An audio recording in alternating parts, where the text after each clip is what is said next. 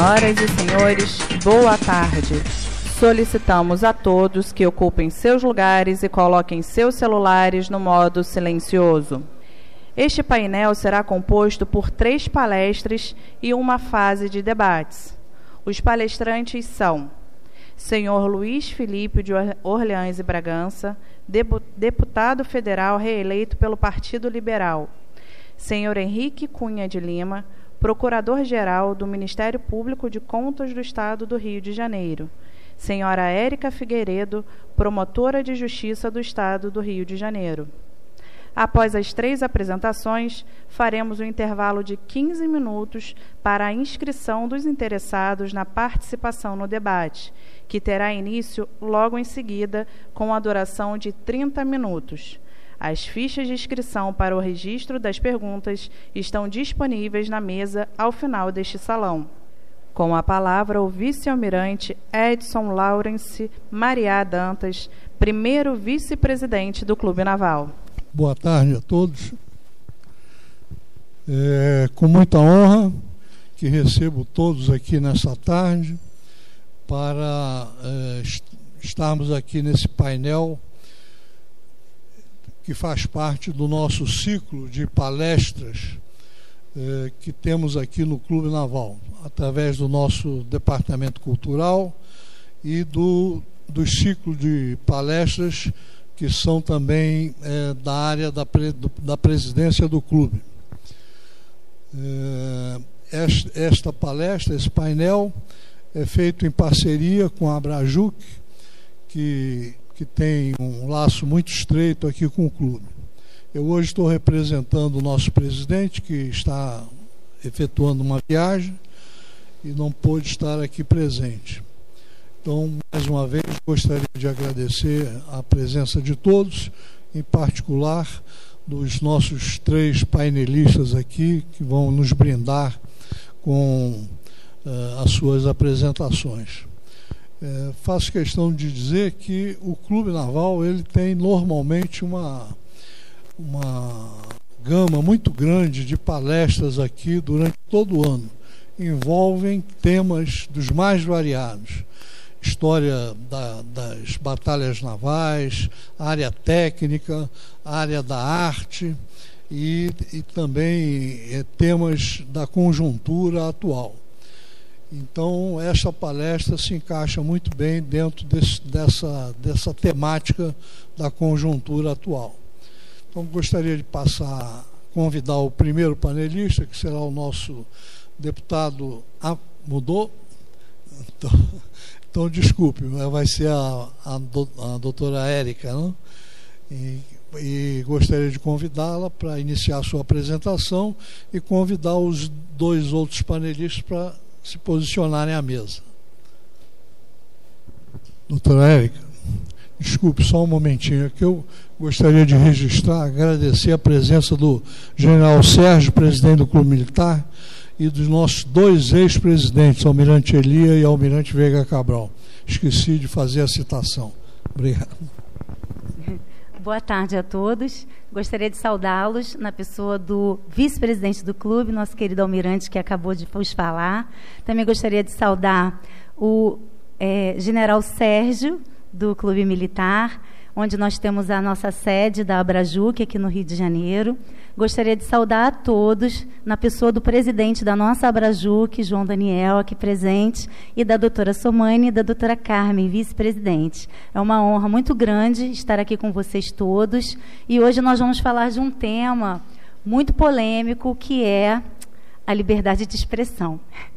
Esse tema ele já começou a causar angústia em mim antes mesmo de começarmos a palestra, nos dias que a precederam, porque nós tivemos uma matéria do jornal O Globo, do jornalista Lauro Jardim, dizendo que esse era um evento para que nós discutíssemos o golpe militar que seria dado na democracia.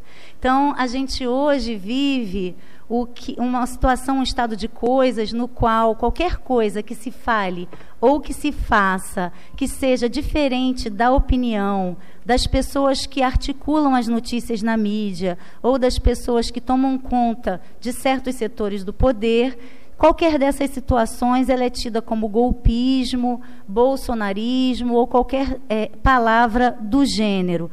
Nós, conservadores, já fomos chamados de fascistas, de golpistas, de nazistas, de todo tipo de coisas. E eu gostaria de lembrar que a ditadura ela passa a existir quando a opinião divergente ela deixa de ser aceita. Então, a partir do momento em que não se pode ter uma circulação de ideias, que ela seja, mesmo que polarizada, mas seja livre, nós começamos a ter medo, ter receio de viver em uma ditadura. Então, como eu sei que nós não estamos numa ditadura, nós vivemos numa democracia, eu hoje trouxe para vocês uma parte histórica muito importante, acontecida no século XX, e que pode nos mostrar como que a escalada do autoritarismo e como vozes silenciadas, elas podem trazer para a sociedade uma tragédia tão grande que a história depois vai se lembrar dessa tragédia e vai contar esse episódio e se perguntando, às pessoas que lerem aquilo e souberem daquilo, como que todos nós soubemos disso e não fizemos nada. Como que todas aquelas pessoas, naquele momento histórico, atravessaram aquelas situações tão complexas e simplesmente ficaram caladas. Então, hoje nós vamos falar sobre a chegada de Hitler ao poder. O que aconteceu na Alemanha, que foi tomada pelo nazismo, e como a liberdade de expressão foi ceifada naquele país de uma hora para outra, com pequenos, mas cirúrgicos atos praticados por poucas pessoas. Às vezes não precisamos de muitas pessoas para que o mal seja causado. Então, hoje, na pessoa dos dois outros palestrantes que me sucederão, o príncipe Luiz Felipe e o meu querido Henrique, que é meu companheiro de Ministério Público, embora seja do Ministério Público ou Tribunal de Contas, nós vamos discutir aqui todo esse avanço do autoritarismo. No meu caso, falarei da Alemanha. Mas é importante que eu diga para vocês que, antes da palestra, eu pensei muito sobre a forma que eu abordaria o tema. E me veio à mente uma coisa muito curiosa que me aconteceu no ano de 2016. Em 2016, eu fazia parte de uma escola de altos estudos criminais em São Paulo. E lá foi um palestrante chamado Rodrigo Chemin, que tinha escrito um livro sobre as similaridades entre a Operação Mãos Limpas na Itália e a Operação Lava Jato aqui no Brasil. Em 2016, ele, no livro dele, nos alertou, dando a palestra sobre o livro, dizendo que nós tínhamos que ter muito cuidado, porque tudo que havia acontecido na Itália, na Operação Mãos Limpas, podia acontecer aqui no Brasil com a Operação Lava Jato. E o que tinha acontecido na Itália, nas décadas de 80 e 90, quando houve a Operação Mãos Limpas?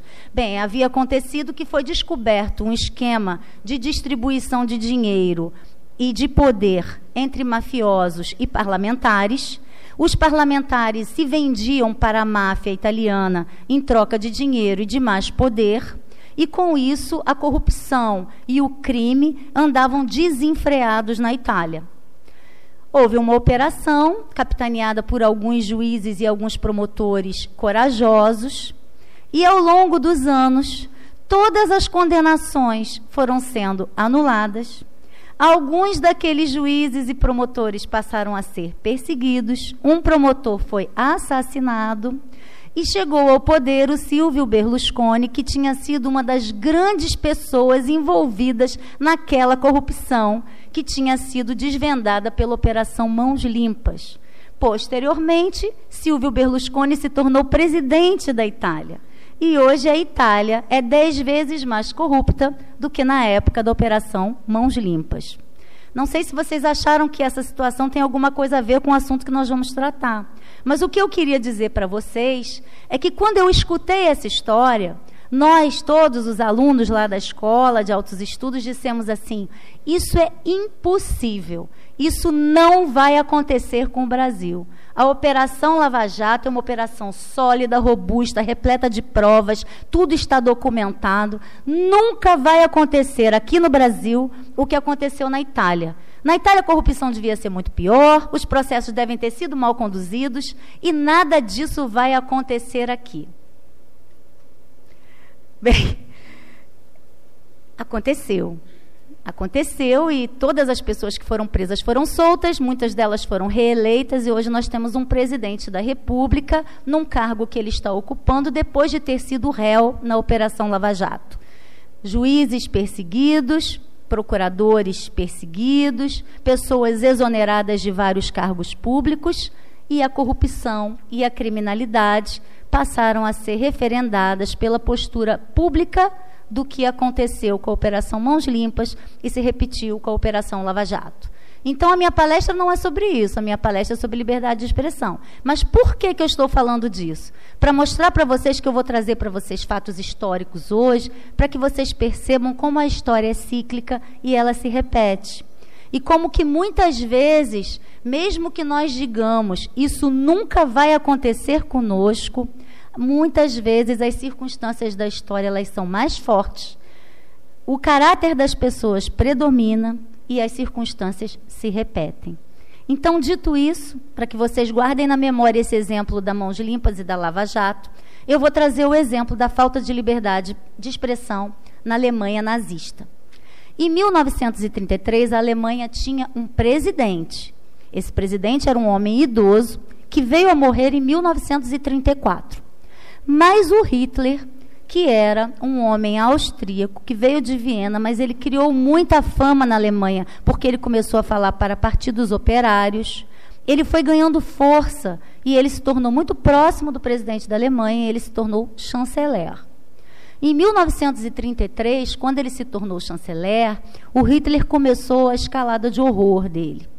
Ele começou a conseguir aprovar no parlamento leis que permitiam que fossem criadas novas leis sem autorização do parlamento. Ou seja, o presidente poderia criar leis mesmo que o parlamento fosse contrário a ele.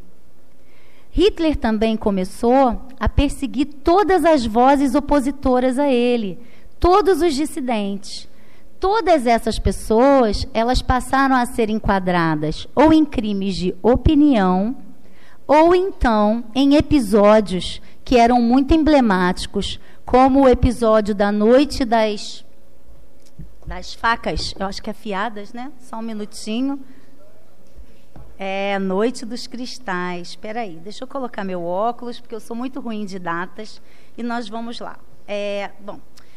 Em 1934, Hitler conseguiu, já quando ele já tinha assumido o cargo do presidente que faleceu, o presidente faleceu repentinamente, mas era idoso, e Hitler chega ao poder, não só como chanceler, mas também como chefe do partido nazista, presidente da República e chanceler. Ele junta nas mãos dele todos os poderes dominantes da Alemanha. Ele passa a ser o chefe supremo da Alemanha. A partir daí, ele começa, depois de ter conseguido, lá em 1933, aprovar aquela lei que permitia que o presidente fizesse leis sem que o parlamento aprovasse, ele começa a escalada dele do terror. E ele consegue aprovar uma lei, em 1934, que diz que é ilegal tecer críticas ao governo nazista, piadas, qualquer tipo de coisa que seja publicada, que seja contrário ao nazismo, passa a ser crime de traição ou crime de opinião. Falar ou escrever qualquer coisa na Alemanha nazista tornou-se algo muito perigoso e as pessoas ficaram sendo vigiadas. Os nazistas começaram a fechar jornais, selecionar notícias, queimar e banir livros, controlar correspondências dos soldados da Segunda Guerra a partir de 1939, a fim de que nada que fosse dito contrário a eles e ao que eles faziam pudesse chegar aos ouvidos dos cidadãos. Acredito que se naquela época houvesse rede social, as redes sociais também teriam sido banidas, canceladas, anuladas, censuradas. Hitler também criou um novo ministério, o Ministério da Propaganda e do Esclarecimento Popular. Ele entendia que as pessoas não tinham capacidade de filtrar as mensagens que chegavam a elas. Então, eles precisavam de um ministério para que tomasse conta de toda essa filtragem de notícias, e esse ministério era presidido pelo Joseph Goebbels, que era um grande aliado dele. a imagem do Hitler, ela passou a ser glorificada. Grandes outdoors e cartazes dele eram exibidos por toda a Alemanha.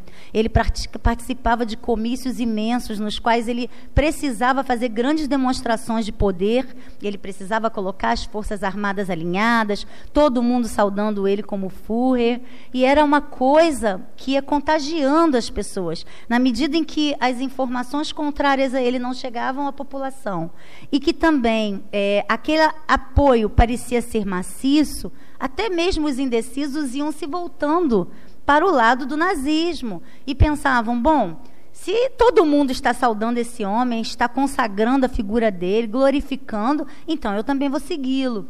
É importante que a gente se lembre, gente, que a Alemanha, ela vinha de um período muito obscuro, porque na Primeira Guerra a Alemanha foi declarada perdedora. E eles não aceitavam esse papel. O meu avô era alemão e ele veio para o Brasil pós-Primeira Guerra, antes da Segunda Guerra, porque ele era de origem judaica. E já no final da década de 20, começaram a surgir boatos na Alemanha que os judeus seriam perseguidos. O meu avô veio embora em 1929 para o Brasil. Ele se naturalizou brasileiro, a minha avó também, por medo de que fossem deportados de volta para a Alemanha, perseguidos e presos em campos de concentração. Tanto que eu e a minha família não podemos ter a nacionalidade alemã por conta dessa naturalização. Ele abriu mão da cidadania alemã por medo. E o que o Hitler começou a fazer que fez com que meu avô ficasse com tanto medo e viesse embora? Bem, o Hitler começou, antes mesmo de se tornar chanceler, a divulgar boatos de que a Primeira Guerra teria sido perdida por traições dos judeus que também lutaram nos frontes. Muitos judeus foram recrutados. Na Alemanha havia 525 mil judeus. Muitos lutaram na guerra, mais de 100 mil. Mas começou a haver um boato circulando de que os judeus seriam responsáveis pela perda da guerra. Eles teriam traído a Alemanha. Daí vem a expressão punhalada nas costas. Essa expressão foi cunhada por Hitler, divulgada na imprensa, e todos começaram a acreditar em todas aquelas farsas que eram disseminadas sobre os judeus, justamente porque as notícias contrárias eram banidas da Alemanha, até mesmo as rádios estrangeiras foram proibidas. Não se podia, a partir da Segunda Guerra, ouvir nenhuma rádio que não fosse alemã. Só chegavam notícias da guerra filtradas pelo Ministério da Propaganda e autorizadas pelos aliados de Hitler. Tudo isso foi acontecendo numa escalada muito grande de autoritarismo. Mas se vocês me perguntarem, isso aconteceu da noite para o dia? Não, eu estou contando para vocês que isso começou ainda na década de 20, porque, como eu sempre digo nos meus artigos, não escurece de uma vez só. A noite, ela não chega de uma vez só. A escuridão e as sombras, elas vão chegando aos poucos. Mas acontece que as pessoas, muitas vezes, não se dão conta. Ou pior, elas até se dão conta, mas elas acham que o sistema não vai permitir. Houve muitos alemães que diziam que Hitler podia ser horrível, mas que ele não era maior do que a Constituição, que eles tinham uma Constituição que os defendia da ditadura. Acontece que quando Hitler conseguiu, junto ao parlamento, aprovar aquela lei de que o presidente poderia legislar em situações excepcionais, sem autorização do parlamento, ele criou para ele e para o partido dele uma liberdade absoluta. E a partir dessa liberdade absoluta, o céu tornou-se o limite. Hitler também se valeu de um episódio que aconteceu em 1933, que foi um incêndio no parlamento. Para que essa lei fosse aprovada a título excepcional, em que eles poderiam, na presidência, legislar sem o parlamento aprovar, eles se valeram de um incêndio que aconteceu no parlamento e disseram que esse incêndio havia sido criminoso e havia sido provocado por quem? Pelos judeus. Então, ele disse que em situações excepcionais, lembre-se da pandemia e das leis excepcionais da pandemia. Em situações excepcionais, ele poderia legislar sem autorização do parlamento. E, a partir desse momento, Todas aquelas leis absurdas, banindo os judeus de vários estabelecimentos, criando os guetos aos quais eles novamente eram confinados, embora desde o século XIX os judeus tenham sido declarados cidadãos plenos da Alemanha e tenham podido viver em qualquer lugar, juntamente com todas as outras pessoas, com os católicos, com qualquer pessoa. Todas aquelas regras, elas voltaram com muito mais força em caráter excepcional. Ou seja, os judeus eram uma ameaça, eles precisavam ser banidos da sociedade e, para isso, o presidente podia legislar sem ouvir o parlamento, porque eles estavam em situação excepcional. Esse incêndio nunca foi comprovadamente praticado por judeus, mas isso foi a deixa que um ditador precisava para que ele se impusesse perante toda aquela sociedade como o salvador da pátria, o chefe supremo e aquela pessoa que poderia fazer absolutamente tudo sem que precisasse legitimar seus atos depois. Tudo era por motivos excepcionais. A partir daí, muitas outras coisas foram acontecendo. Houve a noite da queima de livros, em que todos os livros que eram considerados pelo Partido Nazista como não alemães, eles foram queimados em fogueiras, em praças públicas, com grandes cerimônias e rituais, com as pessoas cantando hinos nazistas. Tudo isso foi feito. Houve também a transformação da linguagem. A linguagem começou a ser alterada para que palavras que antes fossem absolutamente absurdas, abjetas e impossíveis de ser aceitas pela sociedade, aqueles atos começassem a ser recepcionados, porque eles passavam a ser chamados por outros nomes. Mal comparando, seria como a gente chamar o aborto de direitos reprodutivos. Fica mais bonitinho, fica mais fácil de aceitar. Então, Hitler foi chamando o genocídio dos judeus, o Holocausto, de limpeza étnica. Ele começou a criar termos que faziam com que as pessoas achassem que tudo que ele estava fazendo era pelo bem da população alemã, que a população devia muito a ele, porque estava sendo extirpado da sociedade o maior perigo que havia, quando, na verdade, o maior perigo era o próprio Hitler. O Hitler, ele era uma pessoa com um projeto totalitário de poder, era um sociopata, e era um homem que não tinha escrúpulos e nem limites para fazer com que seus objetivos fossem alcançados. A única coisa com a qual ele não estava preocupada era com as pessoas. Mas a imagem que o partido vendia e a falta da discussão de ideias de uma outra vertente política, porque só havia o partido nazista, todos os outros foram proibidos e banidos, fazia com que a população, muitas vezes, seguisse aquilo, denunciassem os próprios vizinhos. E um Estado policial, ele foi se instaurando dia após dia. Novas regras, novos decretos, novos regulamentos, novas atitudes. A cada dia uma novidade, uma surpresa, uma nova proibição, uma outra punição. As coisas iam surgindo e as pessoas iam simplesmente aceitando. Quando os judeus chegaram a ser banidos nos campos de concentração, levados para lá, totalmente subtraídos da sociedade, Hitler, através do seu Ministério da Propaganda, ele patrocinava filmes nos quais os judeus apareciam em colônias de férias. Eles apareciam em piqueniques, vivendo em locais nos quais eles trabalhavam e se divertiam.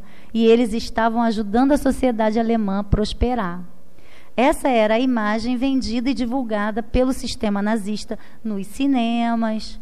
E aí, hoje em dia, gente, quando eu vejo tantas festas, tantas comemorações e tanta alienação, eu me lembro muito das festas do Terceiro Reich, do nazismo, aquelas pessoas bebendo, comendo, dançando, aquela promiscuidade sexual, as mulheres alemãs se prostituindo, como se não houvesse amanhã, porque todos viviam numa bolha na qual a única imagem, a única ideia que existia era do nazismo como um sistema perfeito de governo e de administração da sociedade.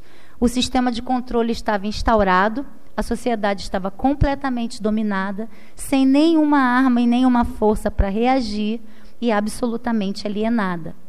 Os membros nazistas, os aliados de Hitler, eles foram colocados em todos os cargos públicos importantes.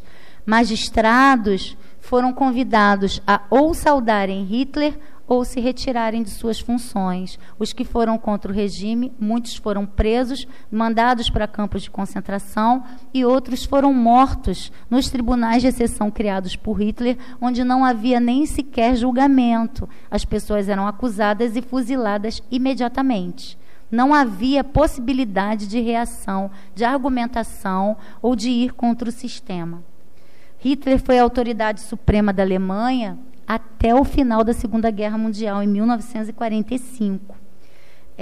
Hitler conseguiu também prender todos os comunistas e opositores do seu regime. Antes dos campos de concentração, ele os mandava para prisões normais. Depois que ele criou os campos de concentração, que foram inspirados nos gulags da União Soviética, que eram aqueles campos na Sibéria de trabalhos forçados, onde as pessoas morriam de fome e de frio, o Hitler criou esses campos de concentração e os seus opositores começaram a ser enviados para os campos, ao invés de serem enviados para prisões.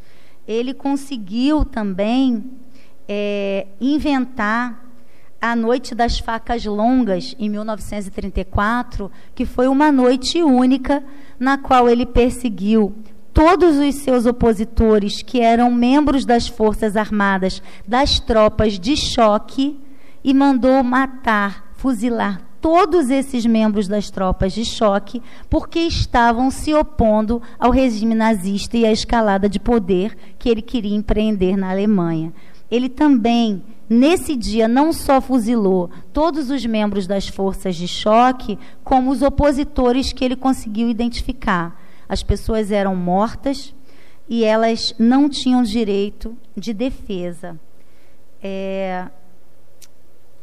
O que eu queria dizer para vocês, já que nós não estamos falando do Brasil, nós estamos falando da Alemanha, é que as coisas, elas demoram muito a melhorar, mas elas pioram de uma forma meteórica. Todo esse projeto de Hitler, ele conseguiu implantar entre 1933 e 1934, com a aprovação de leis e decretos que tornaram a sociedade absolutamente ingovernável, ou mais, governável absolutamente apenas por um homem, que era Hitler. É muito rápido.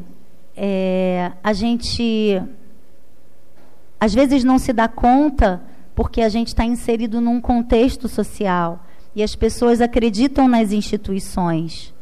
Mas é preciso que a gente sempre se lembre que por trás das instituições existem homens. E esses homens, como já nos lembrava Platão em A República, eles saem de uma sociedade que está corrompida. Dificilmente eles não estarão também corrompidos.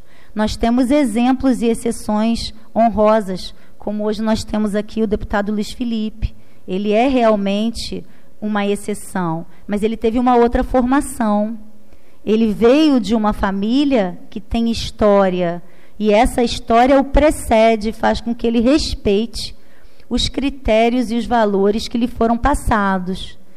Mas, na maioria das vezes, os nossos políticos não têm esse comprometimento com valores e virtudes. Nós não somos uma sociedade virtuosa. O homem, ele faz o mal de forma natural. O bem é uma coisa que precisa ser perseguida e aprimorada dentro dos homens. O bem não é natural, o mal é natural. Então, é preciso que nós tenhamos em mente que dessa sociedade corrompida, dificilmente nós poderemos esperar que as instituições funcionem com perfeição. E é por isso que nós precisamos ser sempre vigilantes, é por isso que nós precisamos estudar, é por isso que nós precisamos ter acesso a todo tipo de opinião, para que nós possamos formar a nossa opinião sobre o que realmente importa e o que é verdadeiro. A filosofia ensina que o que a gente precisa procurar é o bom, o justo e o verdadeiro. Hoje, a coisa mais difícil que nós vivenciamos, e não só no Brasil, o mundo todo está vivendo uma crise de valores imensa, é a busca do bom, do belo, do justo e do virtuoso. Nós vamos conseguir mudar alguma coisa através dessas palestras, ou vocês aqui me ouvindo, ou no nosso círculo, né, de convivência? Não sei. O que eu sei é que a mudança, ela passa pelo nosso entorno. A gente primeiro precisa tentar modificar o nosso entorno. É claro que há pessoas que têm uma abrangência maior de mudança, e elas podem tentar mudar a sociedade. E se essas pessoas forem boas, verdadeiras e virtuosas, nós precisamos apoiá-las. Mas a tendência do ser humano não é o bem. Então, nós precisamos sempre estar vigilantes. O que eu poderia dizer para vocês, para encerrar essa palestra, hoje, é que, para que a gente não perca a nossa liberdade de expressão, hoje, existe uma ameaça concreta. Nós sabemos que a história se repete. Eu trouxe a história para vocês. O que vocês precisam fazer é estar vigilantes. Boa tarde a todos e muito obrigada.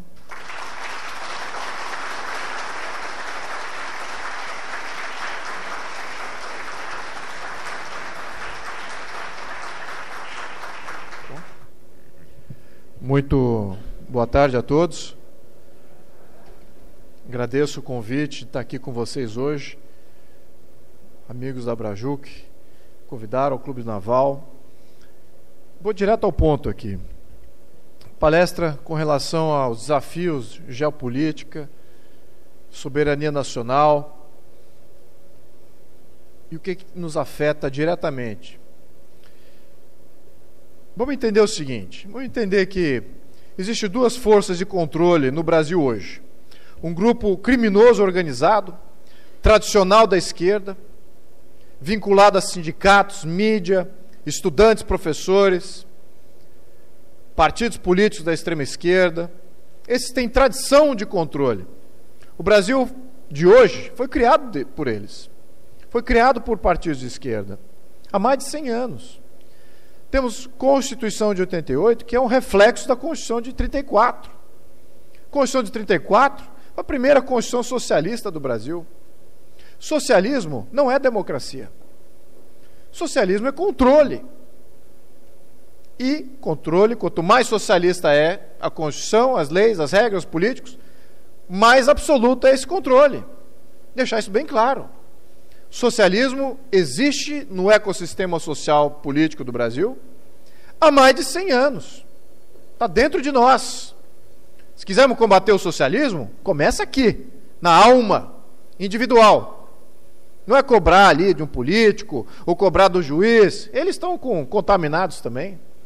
Mas começa com uma cobrança antissocialista dentro de si próprio, de não dar apoio a certa pauta, a certa lei, a certa coletivização de meios de produção, que é isso que é socialismo.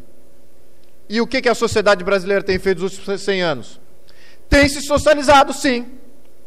E o movimento conservador é um dos grandes responsáveis pelo socialismo no Brasil. Se entregou. Se entregou. Não fez com rigor uma observância contrária ao socialismo. Não existe uma ideologia conservadora ainda no Brasil, coesa, que combate o socialismo na sua essência. Fica só na negação do plano socialista. Temos vertentes da ala conservadora crescendo hoje no Brasil. Nitidamente ainda não estão coesos. Que uma parte defende a fé, a religião. No entanto, é contra a defesa própria, contra a punição de criminosos, é contra ou a favor da socialização de meios de produção. São pessoas da fé, socialistas. Ao mesmo tempo, temos nacionalistas, que defendem a soberania nacional, querem ver o país independente, querem ver o país livre das influências externas, de toda sorte, mas querem manter tudo estatizado. Não querem privatizar absolutamente nada. São nacionalistas socialistas, nacional-socialismo. Ela muito bem colocou aqui. Partido Nacional Socialista dos Trabalhadores Alemães, nazistas. Quem faz parte disso? Quem é que dá valor e validou isso ao longo da nossa história? Não foram só os socialistas, teve ala conservadora também nisso. Então, nacionalistas é uma parte. E temos agora liberais, aqueles que querem privatizar tudo, mercado, total não interferência do Estado na economia, quanto mais disso melhor. No entanto, eles não estão nem aí com a soberania nacional. Ou, nas questões de fé e costumes, também não vemos aí um grande problema. Então são vertentes difusas da direita que surge no Brasil hoje. E por estarem difusos, não estão coesos e não são capazes de se proteger contra o socialismo. O socialismo ele é muito mais holístico. Ele enfrenta a questão de nacionalismo, ele tem uma resposta para isso, ele tem uma resposta para a economia e ele tem uma resposta para os valores e costumes. E a resposta é: o Estado controla tudo isso. E os conservadores, como é que estão nessa? Como é que eles se posicionam? Agora começa o pensamento conservador. Então a história do Brasil, dos últimos 100 anos, foi de controle socialista, exatamente porque os conservadores não tinham ainda uma coesão mais nítida da sua ideologia.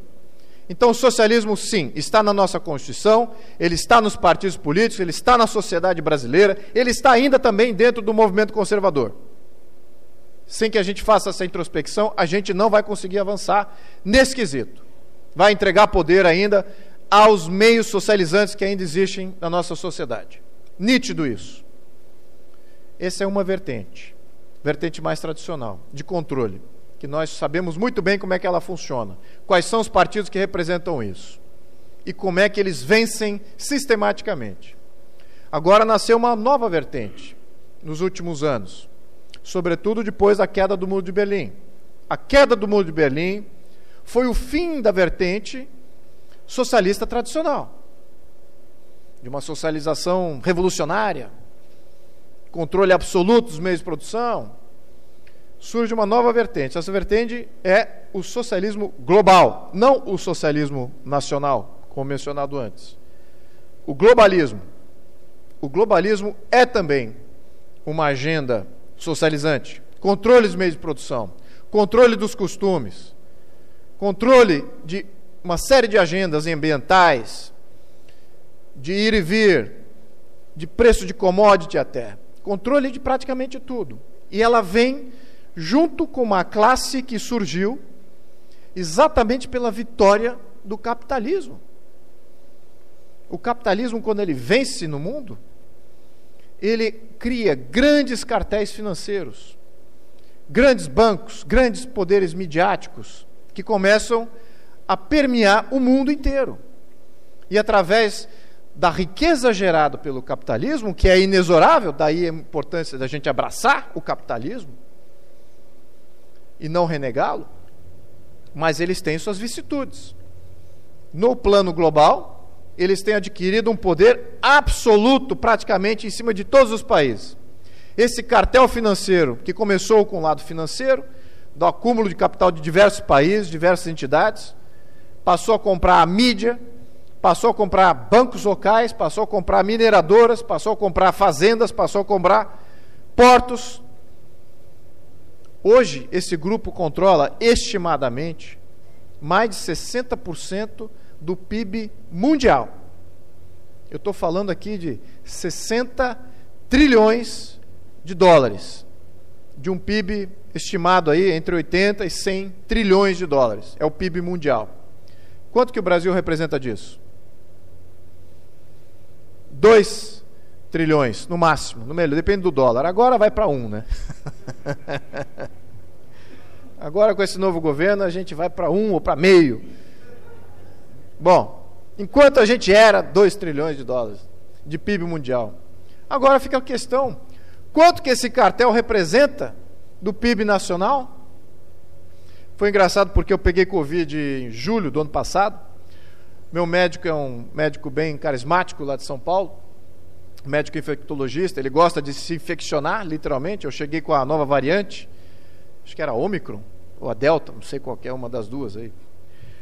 E ele falou, essa aí é nova, não tive ainda paciente. Então ele tirou a máscara dele e ficou respirando em volta de mim. O que você está fazendo? Não, eu quero me proteger. Quero pegar um pouquinho do teu vírus, aí meu sistema reage, vou adquirir imunidade. Falou assim, mas você não acredita na vacina? Eu falei, olha, você se vacinou? Eu falei, eu não tinha me vacinado. Então, você é o único que está aqui nessa ala que pegou o vírus sem estar vacinado. O resto tudo pegou vacinado. Então, me pergunta de novo se a vacina funciona. Ao menos aqui, na minha experiência, eu não estou vendo isso. Então, eu prefiro me infeccionar com essas novas variantes. É como eu me protejo, adquiro essa... Não vou recomendar isso para ninguém, mas é a experiência dele.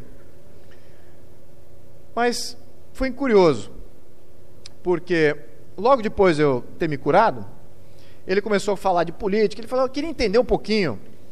Olha aqui, recebi um relatório aqui da Pfizer, aqui olha um outro relatório aqui dessa outra empresa, tem aqui uma distribuidora, está aqui o próprio hotel, estão todos me recomendando isso aqui, isso ali. Eu fiquei com uma pulga atrás da orelha, porque eu trabalho nesse meio, eu entendo um pouquinho. Explica o que está acontecendo. Aí eu falei assim, olha, abre aí o teu computador, abre o Google, entra na Pfizer, me fala os top 10 acionistas da Pfizer.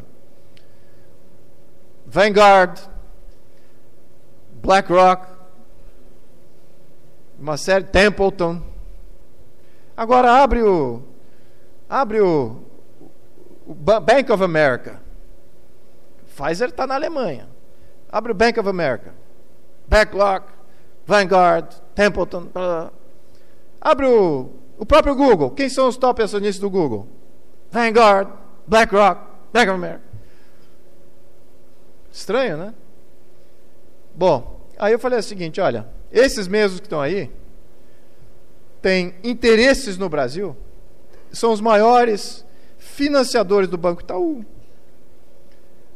das mineradoras brasileiras, das mídias brasileiras.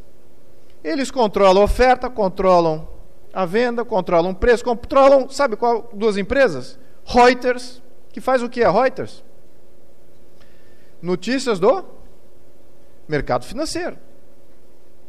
Tem interesses na Globo.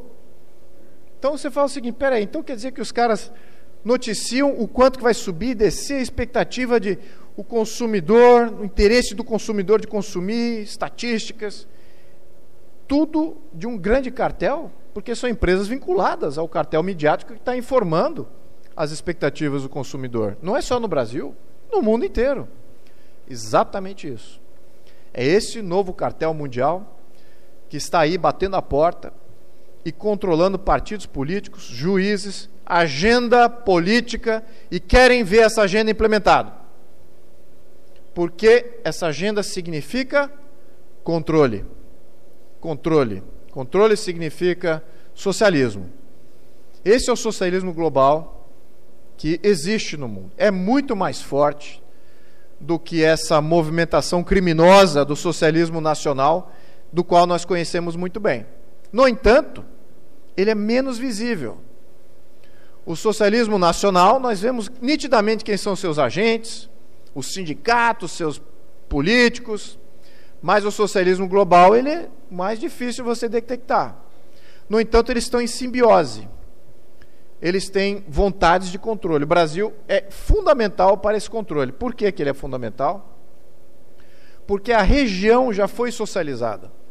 A região latino-americana não tem escala, não tem população, não tem tradição de economia de mercado, e o Brasil é o grande salvador da bancarrota que todos esses pequenos países vão ter. Socializaram pequenas economias. Como o socialismo não funciona, já estão todos em crise. Venezuela, não precisamos falar. Há quanto tempo já está? A Venezuela está sofrendo depopulação. Está perdendo população agressivamente. Milhões e milhões e milhões. Já há um bom tempo. Agora Bolívia, menos de 6 meses, crise. Colômbia, também, menos de 6 meses de um presidente empossado, crise. Chile, crise, também, menos de 6 meses. A Argentina demorou um pouquinho mais, mas menos de ano. O socialismo não funciona para a pequena economia, que não é diversificada, não tem um grande mercado, não tem reserva. E o Brasil, acreditem se quiser, estava elevando os seus padrões, por incrível que pareça. Aliás, isso já é uma curva de ascensão de muito tempo. E é padrão de grande país. País com escala, país continental, país com grande mercado consumidor. O IDH brasileiro estava subindo. Aliás, nunca foi baixo. Nunca foi baixo. Por mais que ele diga que o país é pobre, tem pobreza. Sim, claro que tem pobreza. Tem desigualdade social. Mas a pobreza, ela é limitada. Existe no Brasil. Mas é limitada e não tão grande quanto aí clamam esses socializadores. E é exatamente isso que está acontecendo no Brasil. Eles estão entendendo que aqui tem IDH alto, os países pequenos têm IDH baixo, temos que neutralizar a força política do Brasil, e a força econômica do Brasil, e a força geopolítica do Brasil. Não podemos deixar esse país ser independente, porque ele tem que salvar o resto da região. Temos que se integrar com os outros paisecos que estão no lodaçal, que nunca nas suas histórias tiveram estabilidade, tiveram prosperidade, tiveram chance de se tornarem um país desenvolvido. Alguns tiveram estabilidade em alguns pontos, mas nunca de uma maneira sustentável e sempre de uma maneira dependente. E é exatamente isso para que serve o Brasil, para financiar esses outros países, num grande esquema de controle que envolve os locais visíveis com os internacionais e invisíveis. E é essa conjunção do novo governo. Vemos nitidamente quem é o globalista e quem é o nacional-socialista tradicional. O bandido e o grande financiador externo, ali representados. É isso que está avizinhando-se do nosso controle. Queremos isso para o Brasil? Qual é o futuro geopolítico do Brasil debaixo do comando de pessoas assim? Qual é o futuro geopolítico do Brasil? É um futuro de dependência ou de independência? É um futuro de influência ou de ser comandado e influenciado? É um futuro de decência ou é um futuro de extrema corrupção, latrocínio, fora todos os outros abusos que já estão acontecendo? Qual é esse futuro que está vislumbrando? Esse é que é o grande problema. Temos que entender qual é o problema. O problema vem dessas duas vertentes socializantes. Se queremos combater socialismo, precisamos antes combater ele dentro das nossas almas. Sabemos como defendê-lo, em sua integralidade e com bastante coragem, porque muito do que se coloca contrário ao socialismo é discriminado, é fascista, é mesquinho, é contra a pobreza, é contra o pobre, é classista, elitista, e não é exatamente isso. Muito pelo contrário. É a sustentabilidade de uma sociedade orgânica que vem surgindo. E é esse que é o ponto que eu tenho, só para terminar a minha interferência, que me dá muita esperança como político. O que eu tenho certeza, esse novo governo, supostamente eleito, caso ele implemente o que ele quer implementar, o ano de 2023 será de crise. Crise profunda. Desemprego, inflação, dólar em alta, uma grande convulsão social, só pela mudança, só pela expectativa. Mas já tem muita destruição feita permanentemente. O ministro Barroso acabou com a propriedade privada, recentemente, ou seja, tem exércitos do MST esperando a mudança, para que o novo governo assuma as polícias. E aí esses exércitos invadem as propriedades privadas, e as propriedades privadas não têm mais como se defender, porque agora são conselhos populares que vão defender e determinar se a invasão foi justa ou não, e não mais os juízes. Veja a loucura. Esse é um ponto. Nós conseguimos defender isso lá atrás, em 2016, mas agora, por canetada, foi implementado. Todas as câmaras rejeitaram esses projetos, mas agora, por canetada, agora a coisa passa. Esse é um primeiro ponto. Segundo ponto, trânsito julgado. Ou seja, tudo aquilo que eu julguei no passado, eu posso desjulgar. Não importa, até mesmo a questão de propriedade. Olha, eu devolvi a sua propriedade, mas estava errado aquele julgamento. Vou voltar atrás. Dá para aquele pessoa que invadiu a sua propriedade. Então, que país é esse? Já estamos com isso, operando com essa realidade. Qual é o interesse internacional que virá para o Brasil e fala assim, eu dou lastro, eu dou garantia, ali eu tenho garantia, eu tenho lastro. Já perdemos isso. Agora temos uma PEC de transição que fala assim, vai romper o teto do gasto. Romper o teto do gasto é o mínimo que ela vai fazer. É o mínimo. Sabe o que ela vai fazer? Vai criar um orçamento paralelo ao orçamento. Criou uma série de salvaguardas ali, temas como temas globalistas. Vamos ter projetos de controle ambiental. Está constitucional isso? Tem alguma lei definindo o que é projeto de controle ambiental? Não. Vai ficar na arbitrariedade do Poder Executivo. A mesma coisa, socioclimáticas, projetos socioclimáticos. Como assim? Não tem aquecedor numa fábrica? Ou vice-versa, não tem ar-condicionado numa fábrica? É isso um projeto socioclimático? Não sei, mas está lá. Ou seja, isso não entra no teto de gastos. Eu posso criar instituições para monitorar isso. Posso criar polícias, posso criar fiscais para monitorar isso. Isso é mais controle, sem limite, sem teto de gastos. Isso não é só a PEC que rompe o teto de gastos. Não é só a PEC da inflação. Isso é a PEC da ditadura. Com isso, eles conseguem driblar a Constituição, driblar o Legislativo, que é a grande parte que eles não controlam ainda. Veja o que está se vislumbrando com esse governo socialista, criminoso, que está se avizinhando. Temos que combatê-lo até o fim. Aliás, bem no começo. E certamente eles vão criar essa crise se por acaso empossados. Isso é inevitável. Não há como razoavelmente você esperar crescimento econômico, liberdade e uma série de outras bonanças que o Brasil tem. No entanto, eles não têm a popularidade. Eles não têm a popularidade, não têm a moralidade. Essa é a primeira guerra que já está vencida. Falta agora ocuparmos e extirparmos esse pequeno enclave que vem dominar a maioria. E a maioria está nas ruas. A sociedade brasileira está despertada, ela está alerta, como nunca esteve na história do Brasil. E é isso que me enche de esperança como político. Caso contrário, essa minha leitura já foi validada com líderes partidários, outros deputados. Infelizmente, é uma leitura pragmática e óbvia dentro daquele escopo de informações que temos agora. Mas é para servir de motivação à sociedade brasileira.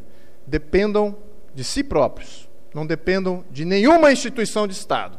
Vocês é que pagam para todas as instituições de Estado, incluso os policiais que vemos a defender, incluso os militares que supostamente podem fazer alguma coisa, mas eu não sei o que eles estão fazendo. Eu não sei qual é a leitura deles, de que isso não é um inimigo que desestrutura, que cria uma ruptura. Não sei em que escolas eles estão aprendendo as suas estratégias de guerra, porque essa nova guerra, eles certamente são incapazes de combater. E aí fica a grande pergunta, por que financiamos eles então? Se a sociedade que paga por tudo isso, eles são incapazes de fazer uma leitura do grande inimigo que está avizinhado. Como é que eles não sabem isso que eu estou falando? Claro que eles sabem. Eles sabem perfeitamente. Cobrança, cobrança, cobrança. Não é idolatria. É cobrança. Aí sim. E colocar eles no lugar que deles. São funcionários públicos. Tem que agir. Defender o Estado brasileiro. Esse Estado nasceu para ser livre. Uma sociedade livre, com valores universais. Não é para ser jogado, não, é só mais uma troca de governo. Temos que respeitar a troca de governo. Não é só isso. É muito mais profundo que isso. Meus amigos, conto com vocês com essa cobrança. Obrigado.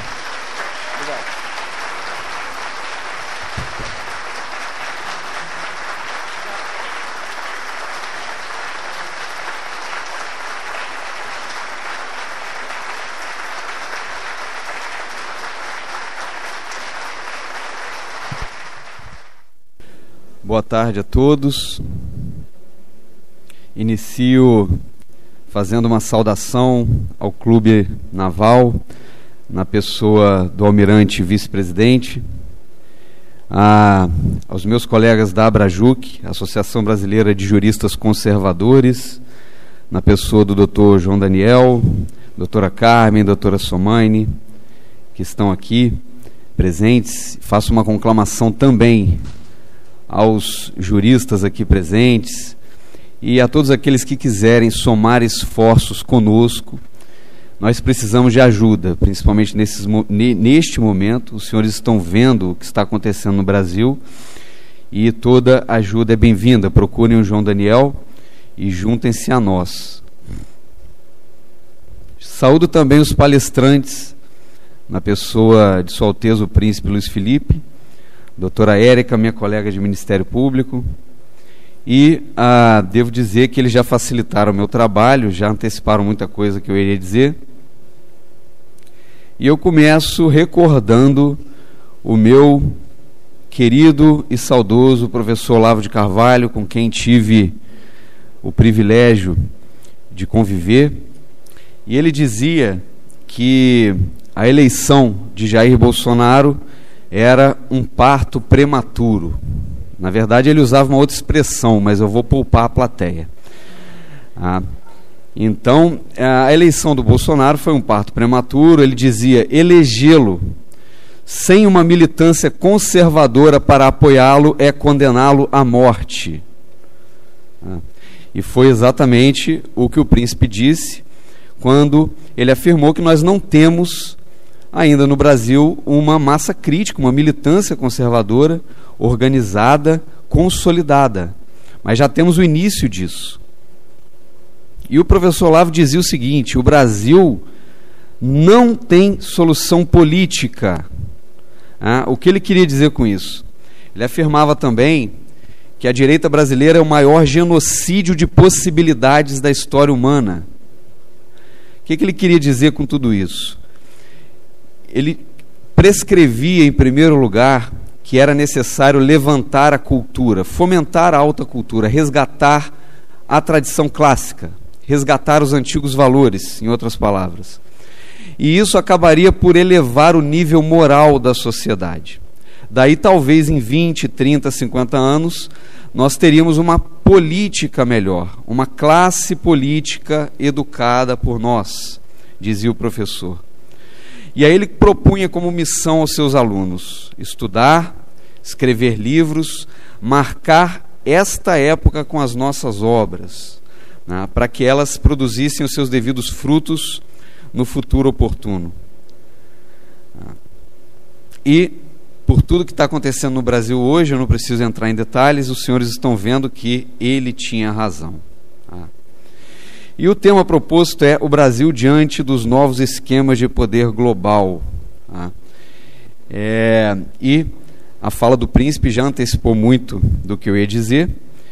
E eu devo dizer aos senhores que esse poder global a que ele se referiu faz uso de uma concepção completamente nova do direito, uma concepção, eu diria, revolucionária do direito.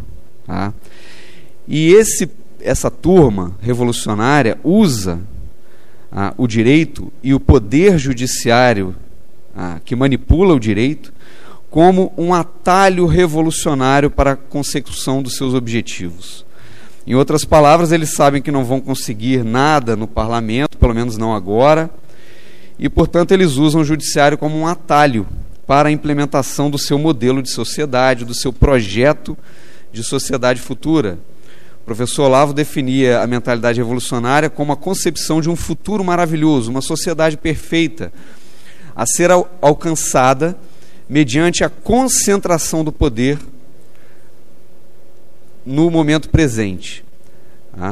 E em nome dessa sociedade futura, desse modelo de sociedade, os atuais detentores do poder que o concentram hoje estão autorizados a praticar toda sorte de atrocidades, atropelar direitos, rasgar a Constituição, caçar as liberdades do cidadão, liberdade de expressão, liberdade de reunião, liberdade de culto e assim por diante.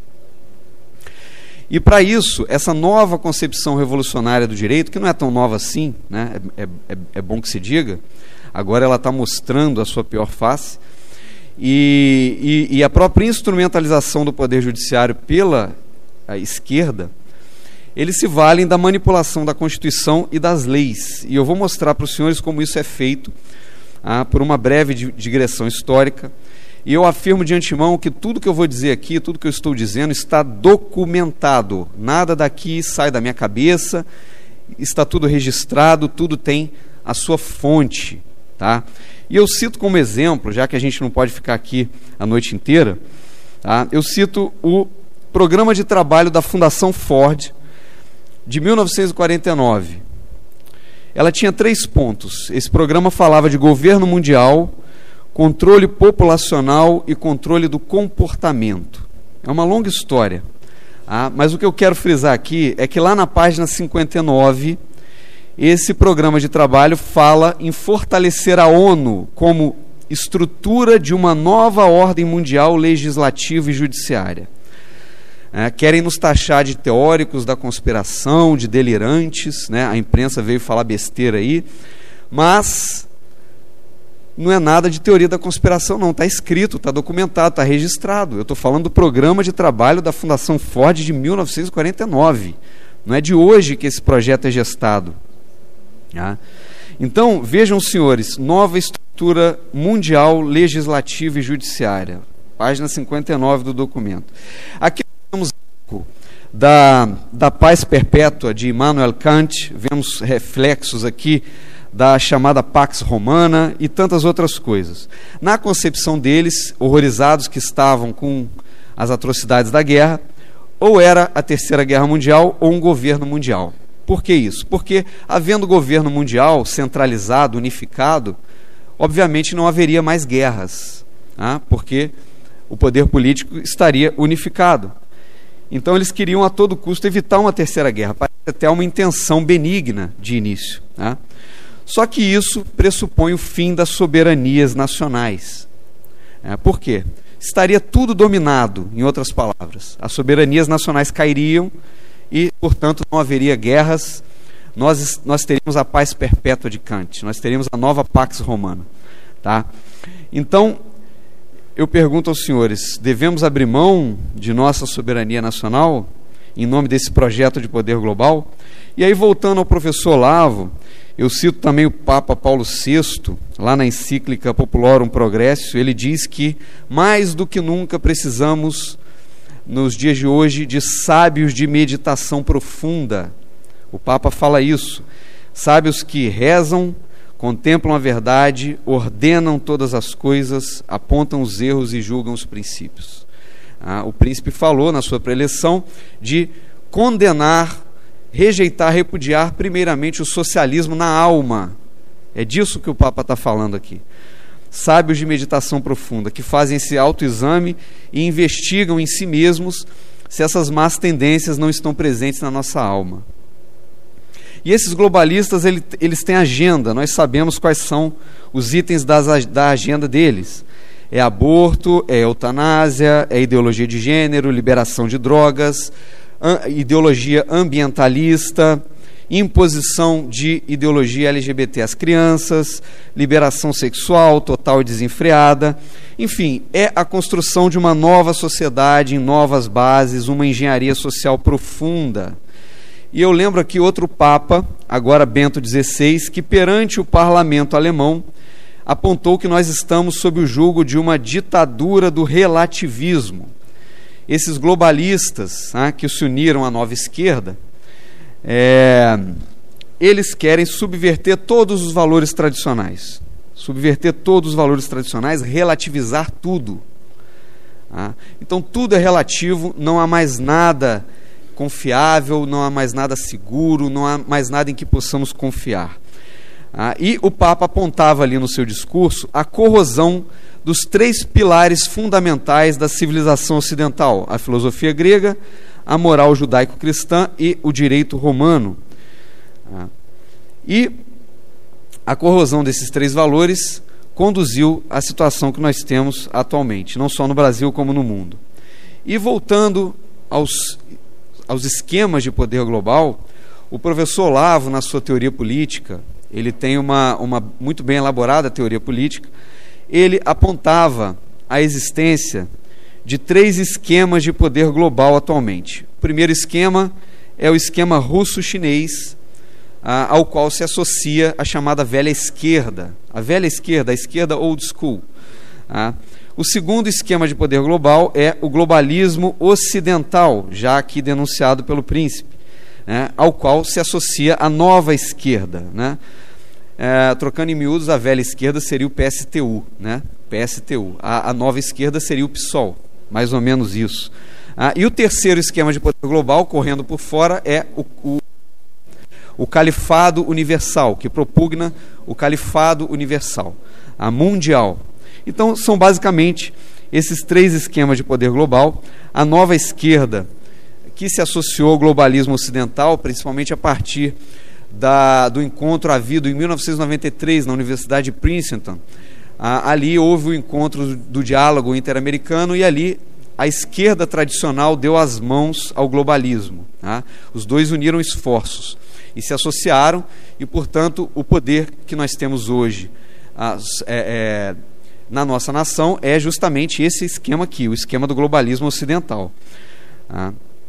E aqui, voltando ao Papa Bento XVI, o Papa também dizia ali que houve um abandono da tradição jurídica clássica ocidental, né, que é o direito natural.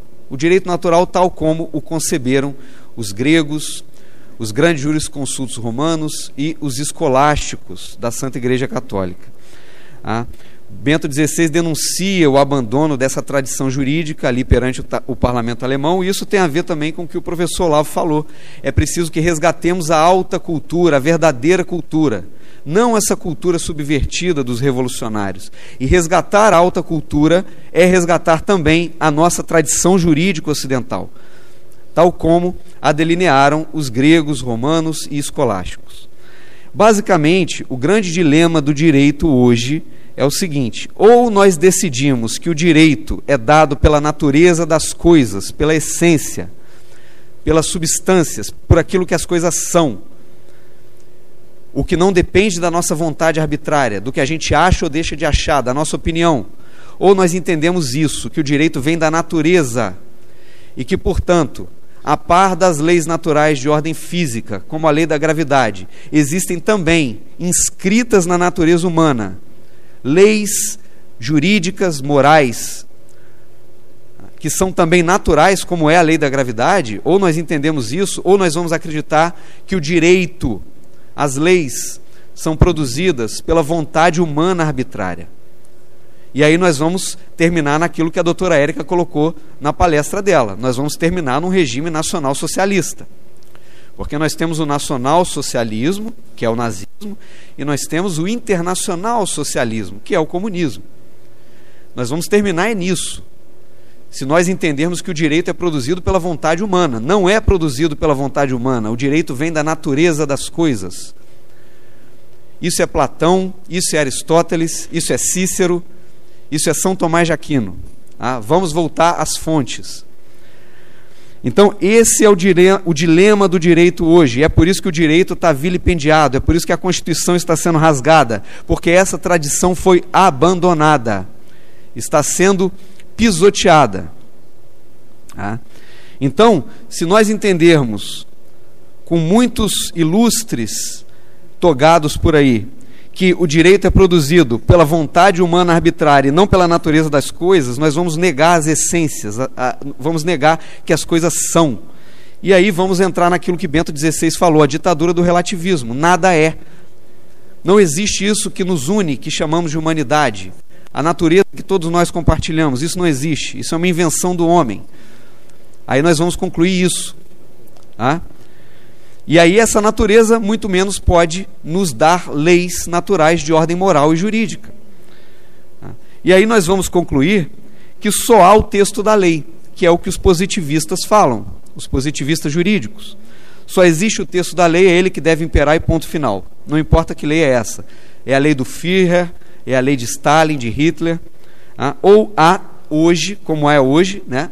Tivemos uma evolução, as coisas sempre pioram.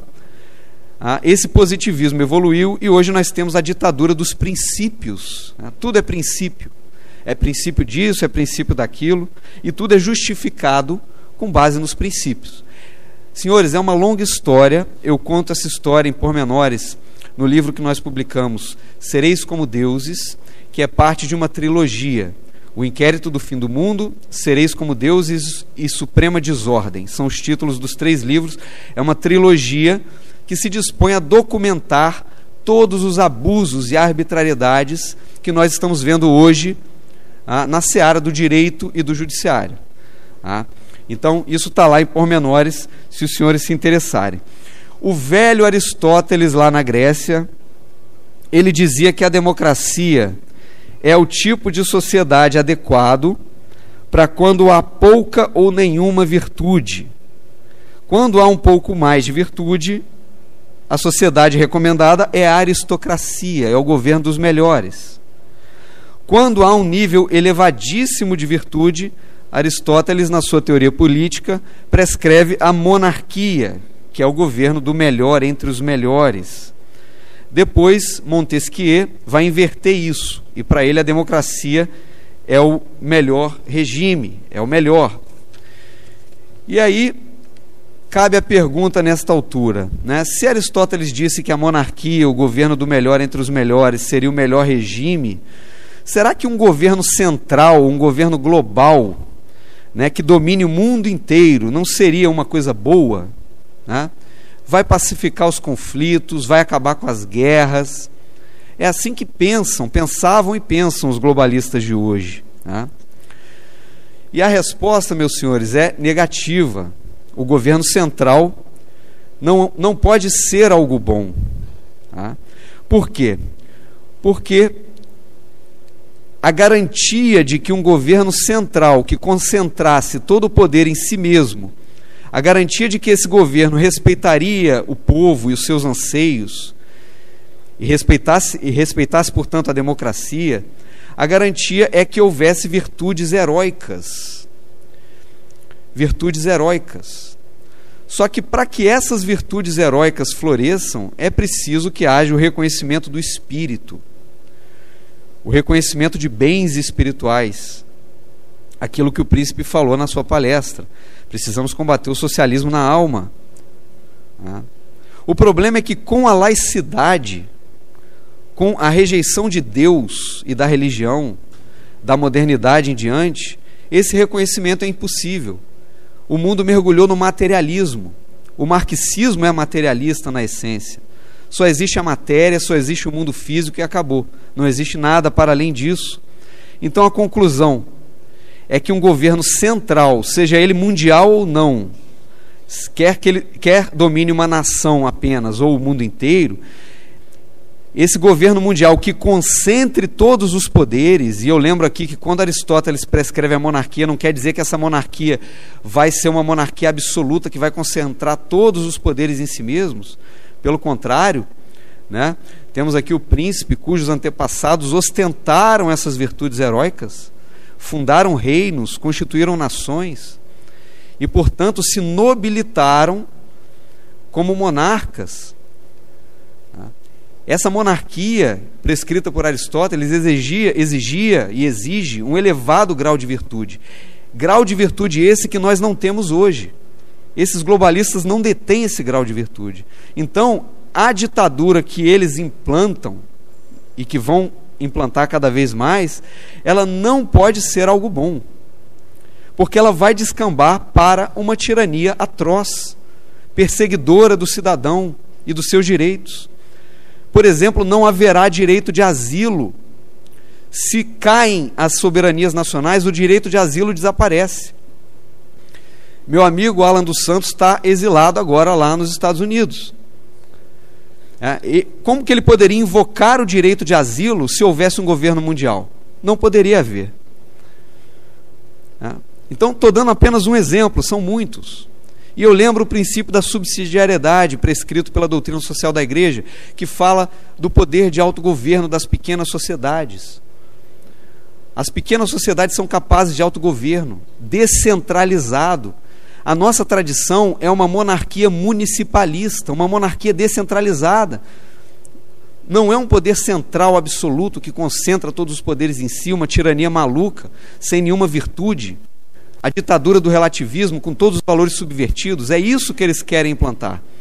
E é tudo isso que nós não queremos.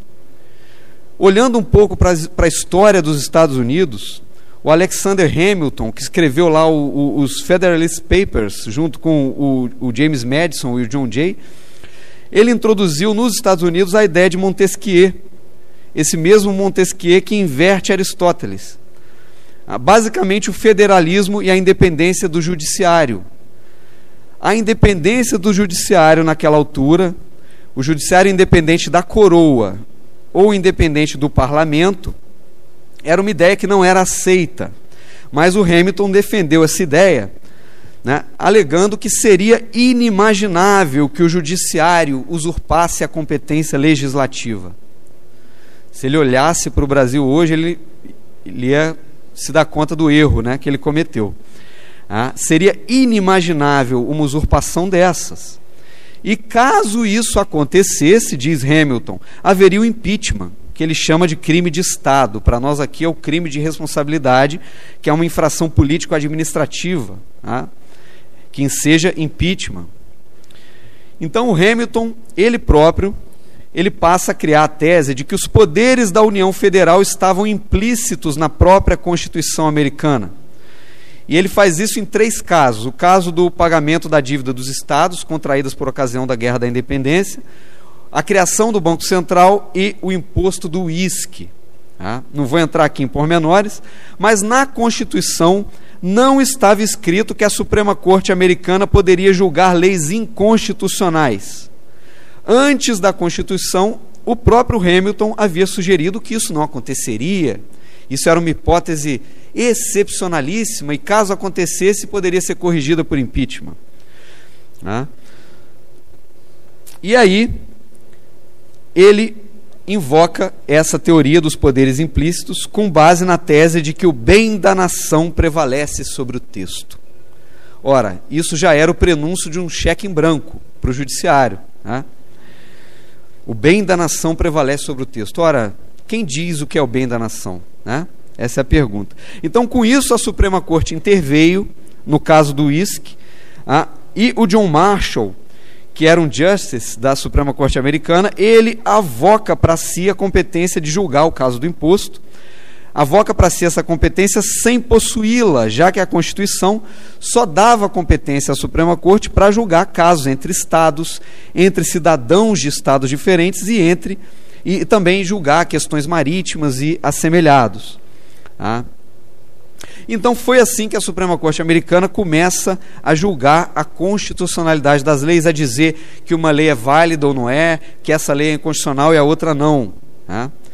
E aí os senhores estão vendo onde é que isso terminou. Enfim, um verdadeiro cheque em branco para o Poder Judiciário. Supostamente isso era para suprir omissões e lacunas da Constituição Federal. É um propósito até benigno. E aí nos deparamos com o fenômeno do ativismo judicial, que é uma ferramenta da concentração de poder. A concentração de poder hoje, seja dentro dos Estados nacionais, seja como um poder global, as duas coisas andam juntas. A ferramenta dessa concentração de poderes é o ativismo judicial, seja no Brasil, nos Estados Unidos ou em âmbito global. E aí eu lembro aos senhores, não sei se os senhores chegaram a ver uma conferência do ministro Barroso lá em Brasília, e ele define, ele ensina a nós o que é o ativismo judicial. Ele, que é um dos principais proselitistas do ativismo judicial, abre aspas para o ministro Barroso: judicialização significa que uma parcela do poder político está sendo transferida das instâncias políticas tradicionais para o poder judiciário. Significa dizer que a última palavra sobre questões econômicas, sociais ou morais de largo alcance estão tendo a sua instância final de decisão perante o poder judiciário. Depois da Segunda Guerra Mundial, o mundo descobriu que a existência de um poder judiciário forte era importante para a preservação das regras do jogo democrático. Muitas vezes, o legislativo não é capaz de produzir consenso sobre temas controvertidos na sociedade, ou porque não consegue, ou porque não quer. E o judiciário tem de resolvê-los independentemente da existência ou não de norma. Nós temos uma Constituição analítica. O Brasil é um país de constitucionalização abrangente. A Constituição brasileira só não traz a pessoa amada em 3 dias. Mas, atenção agora, olha o que ele diz em seguida. A Constituição brasileira só não traz a pessoa amada em 3 dias. Mas, fora isso, quase tudo é possível obter-se com a boa manipulação da Constituição brasileira. Isso está registrado, está no YouTube, tá? Constitucionalizar é judicializar, porque significa tirá-la da política e trazê-la para o direito. Fecho aspas.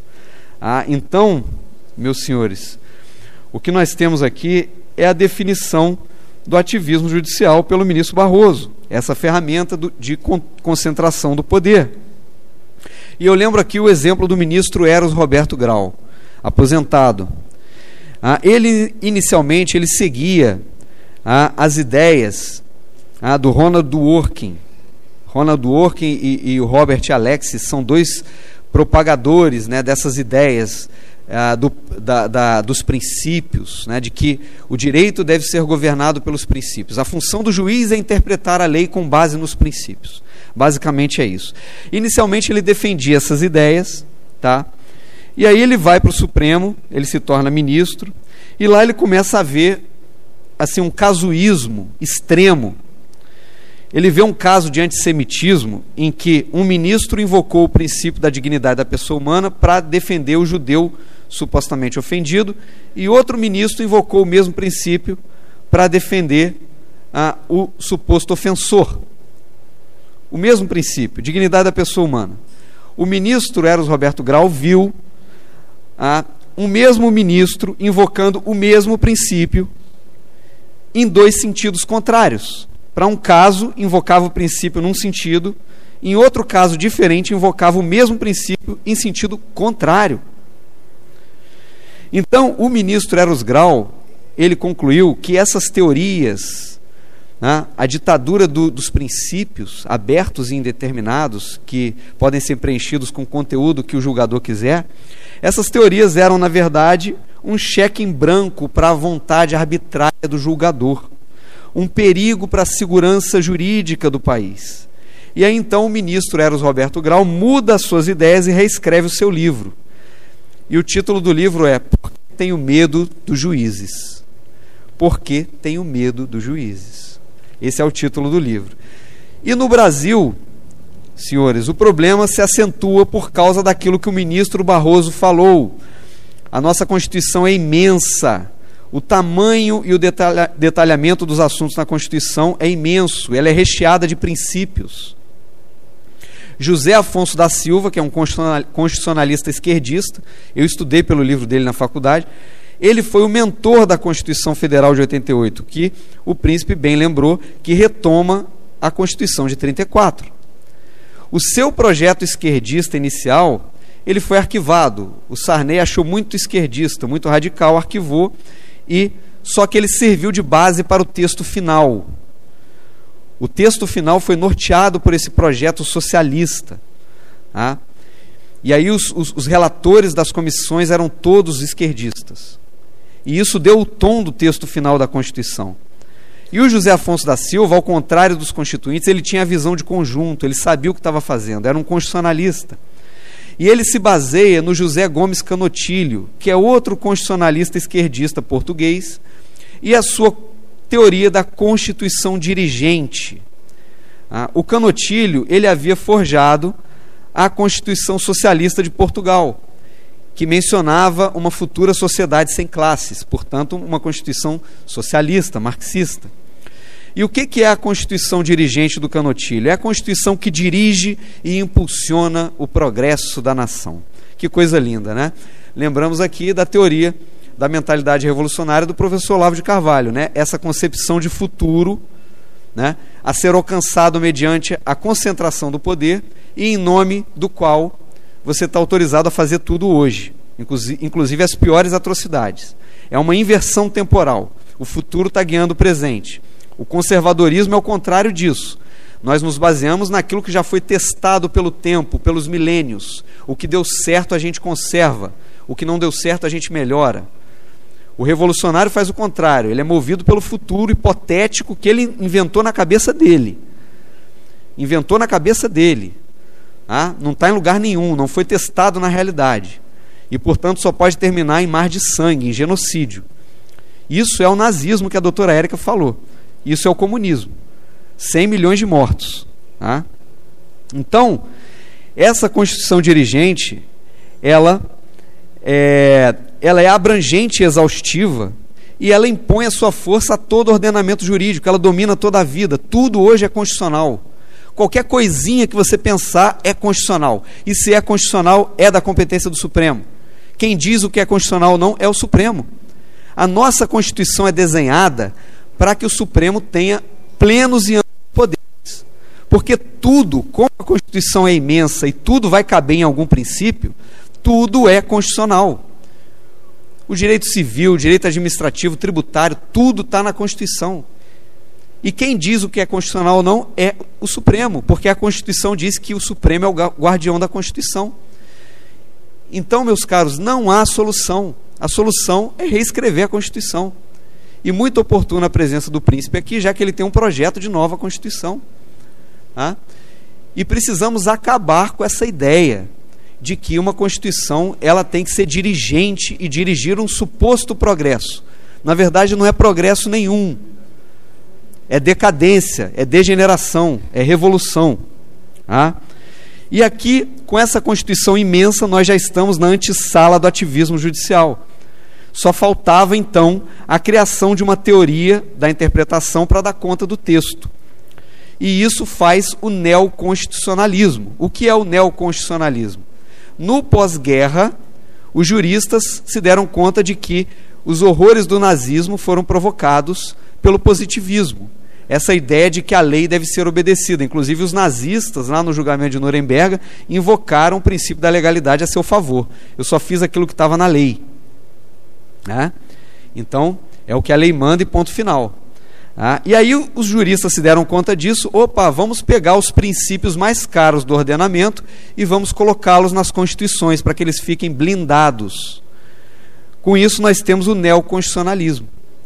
Os princípios entram na Constituição, só que o problema é que são princípios abertos e indeterminados. Princípio da dignidade da pessoa humana. Que coisa linda. Eu não estou negando que a pessoa humana tem dignidade, ela realmente tem. Mas isso não se confunde com uma expressão que está lá na Constituição, cujo alcance e conteúdo será determinado por um julgador, que vai preencher esse princípio com o conteúdo que ele quiser.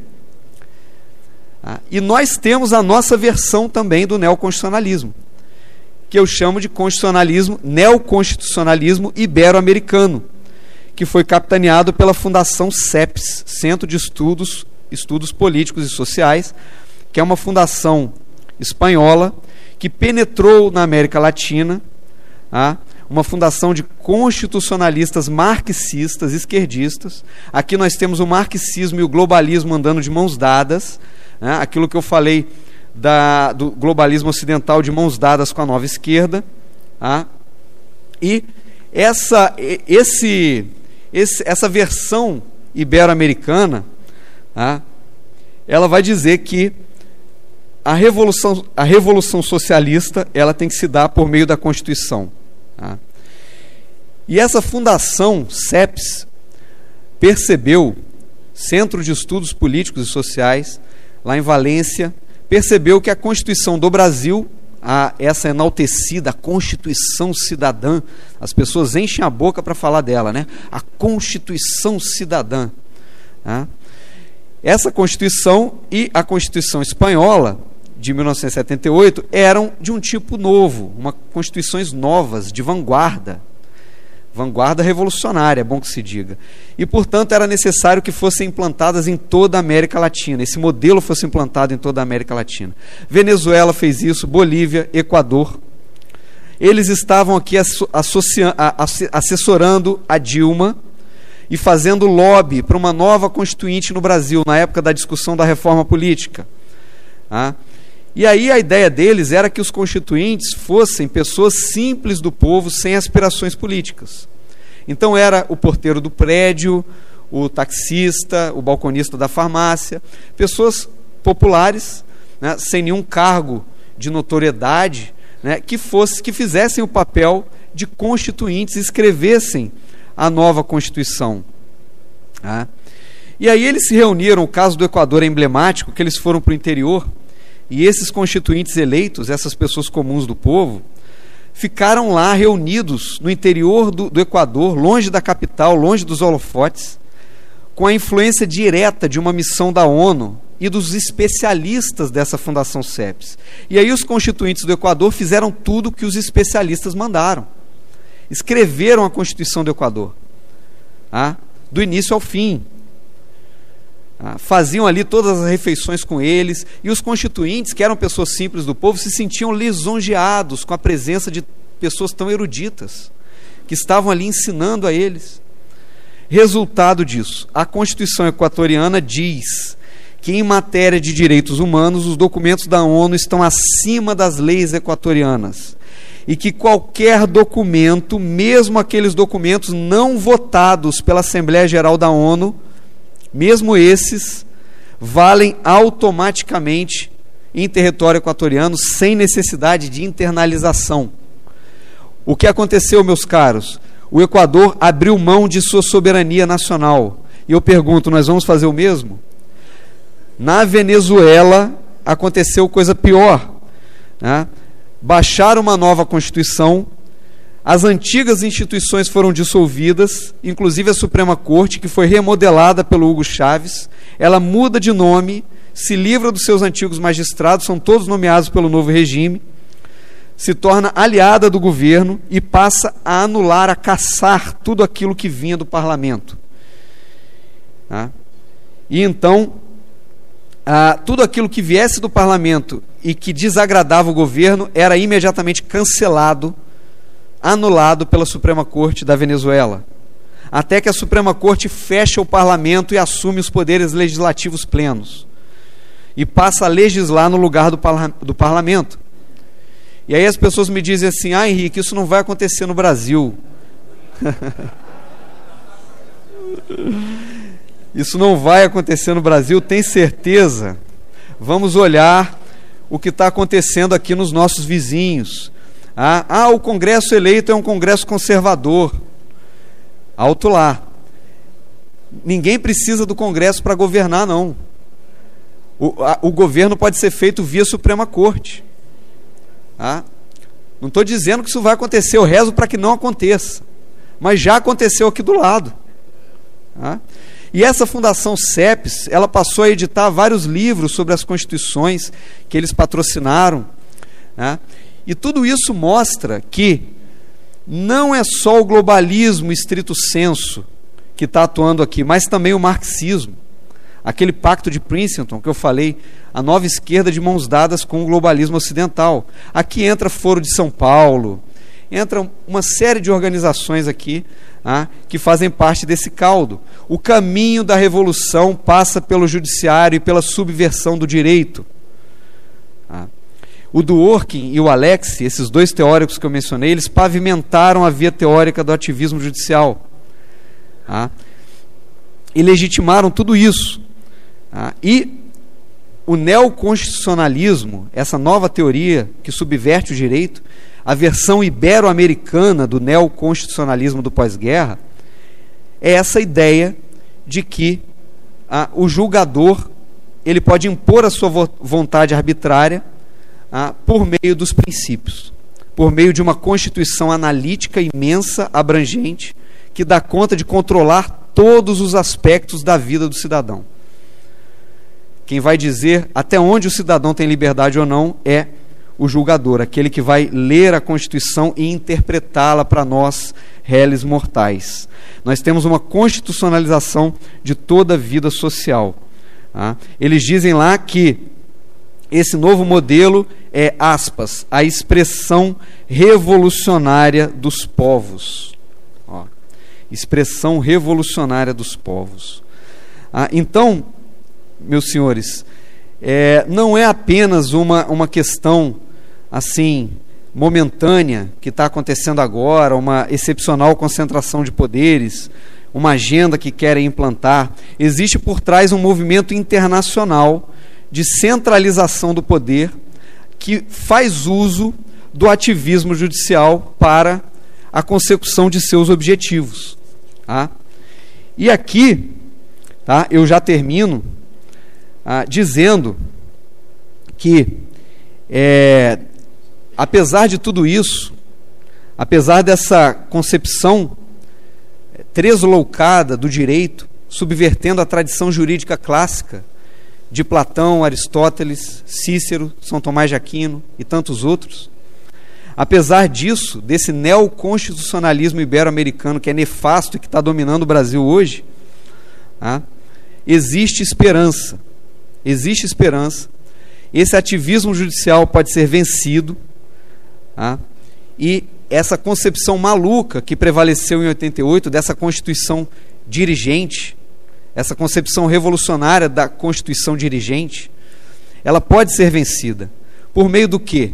Por meio daquilo que o professor Olavo falou, e foi como eu iniciei a minha palestra. Precisamos, diz o Papa Paulo VI, de sábios de meditação profunda, que perscrutam a própria alma, tá? Que julgam os princípios, que apontam os erros. Precisamos fomentar uma militância conservadora, uma massa crítica, e isso não é do dia para a noite. Isso não vai acontecer amanhã, nem depois da manhã, nem mês que vem.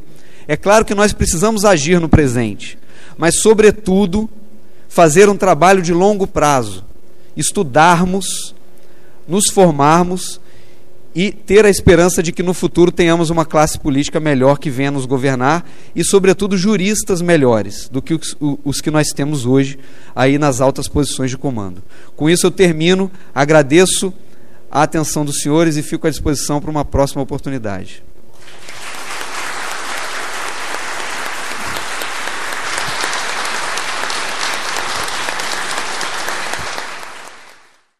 Passo a palavra ao Almirante Laures para os agradecimentos, entrega do certificado e encerramento da nossa atividade.